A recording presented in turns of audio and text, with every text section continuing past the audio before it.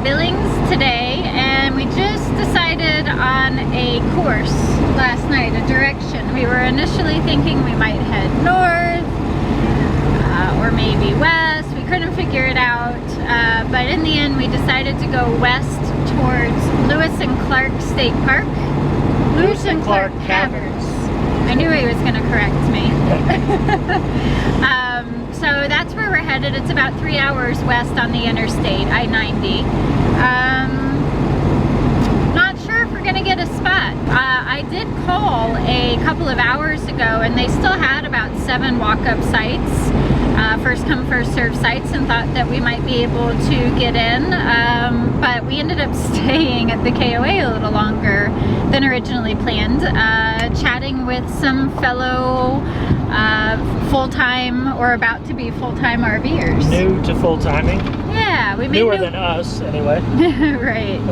Yeah, they were actually just on their test run, and they said they were going to head home and list their house and quit their jobs and hit the road. Familiar story. Yeah, it was cool chatting with them. They are more entrepreneurial maybe than we are, so we got to kind of pick their brain with some of that stuff, and we had the experience selling everything and hitting the road, so they picked our brain about that. So we ended up chatting for quite a while and getting a later start out than originally anticipated. So we may or may not get a spot at the Lewis and Clark Caverns State Park, but we do have a backup plan.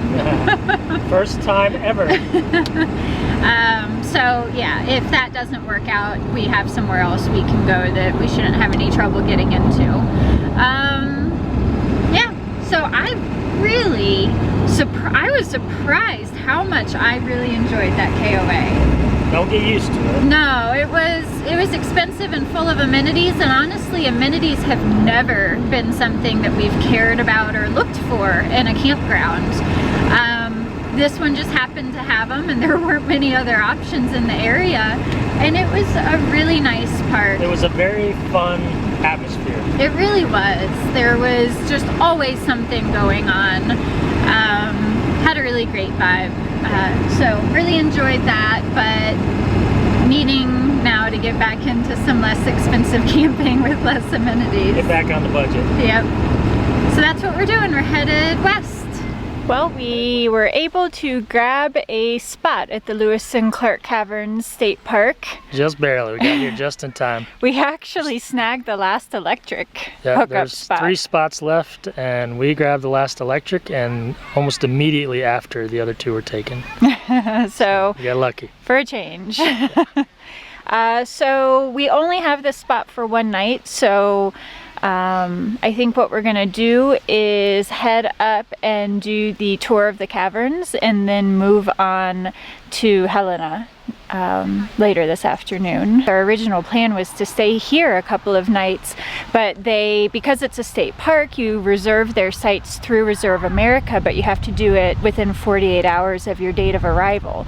So if a spot's not reserved, then you can grab it first come first serve, but only for a night if it's reserved for the next night, which is the case here. And honestly, this area, the only thing to do here is the caverns, which we're going to go do now, and there wouldn't be anything else to do here other than hang out at the campground. So. And it's rather expensive, actually. We pay $34 for our electric site. Electric only. Right. It would have been $28 for a boondocking, a dry camping spot with no hookup. So that's a little bit pricey. It is beautiful around here. It's a really nice campground. It really is. Yes, absolutely. Just a little pricey. If you plan to be in Montana for a while and stay in state parks, you can get the state park pass. I think it's $45, $35? I think it's 35. Yeah. And then that cuts $10 off of your camping prices, but right. We're not sure that we're going to be staying in that many state parks to make it worth it. So exactly.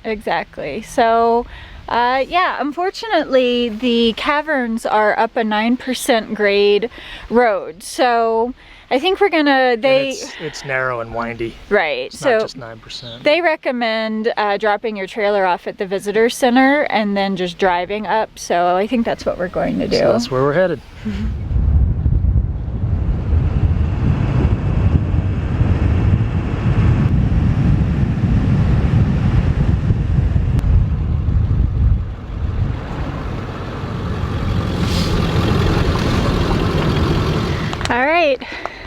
We made it up here.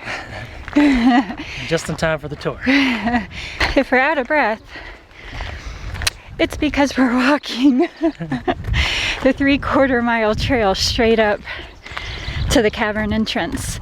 But that drive up, I think we both agree we could have towed that.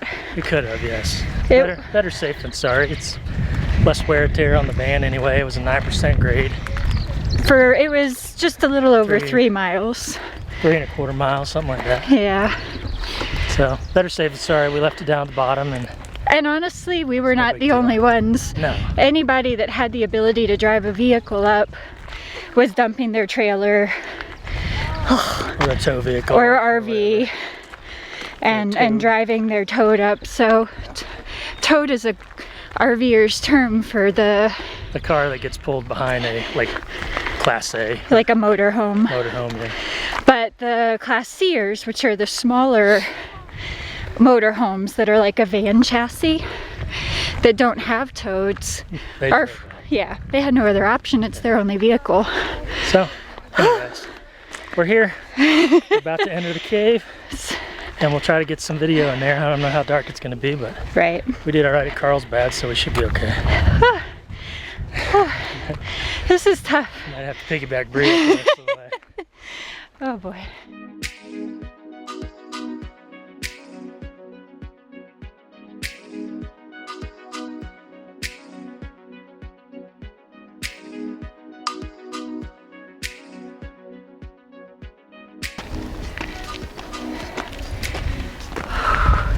They need a tram up here.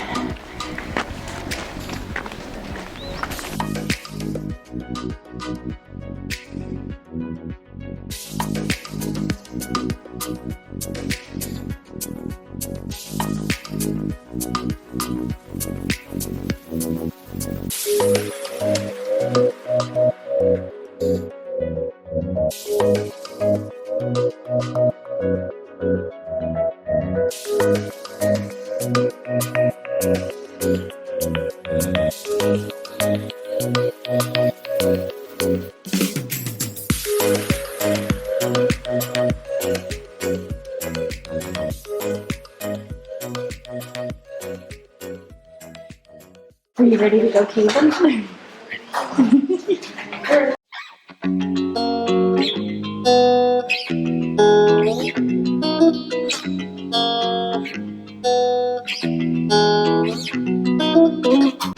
Our guide just told us we're headed into the Honeymoon Tunnel because it's all downhill from here.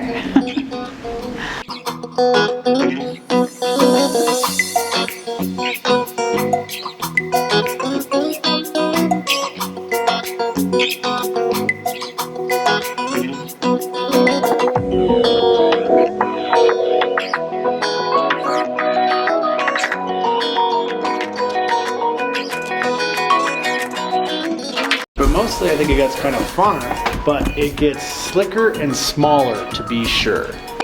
We are headed to Beaver Slide, which he says we can slide on our butt. I don't know if we can do that. And Back Scratch Alley. Yeah, should be fun. Should be interesting. For spelunking.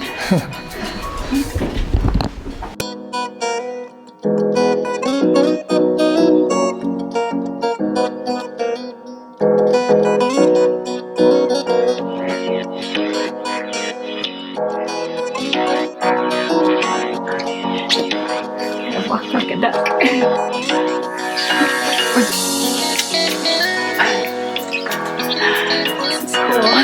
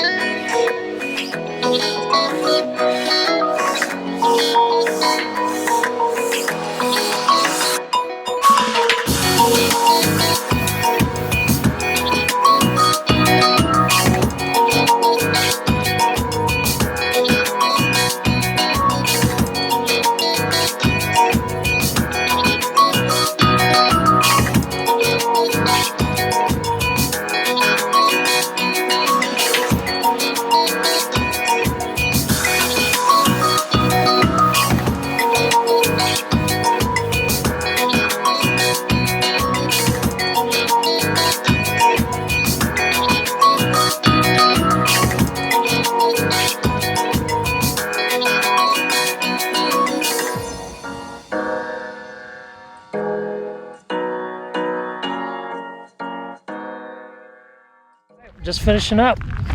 That was a great tour. That was really fun. You know, we've done a few different caverns. We did Carlsbad a few months ago, and then we had done Luray in Virginia.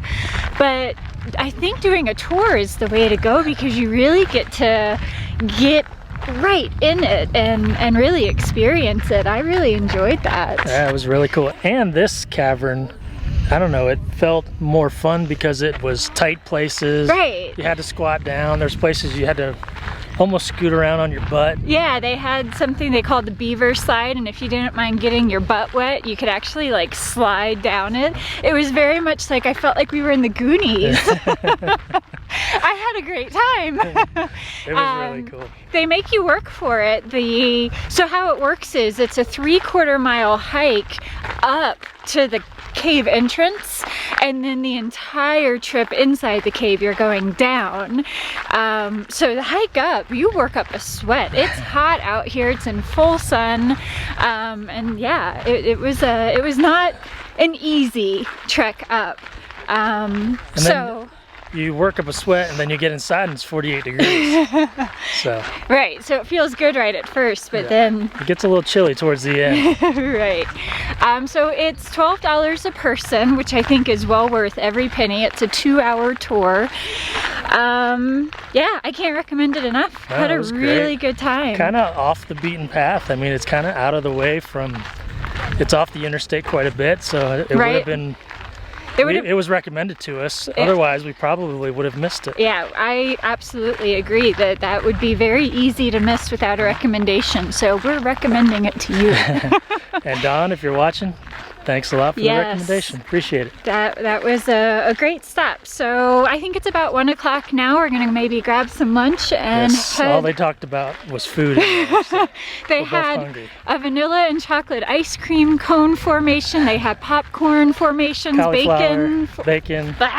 Cauliflower. We want bacon and ice cream. Yeah, so yeah, all the talk was about food.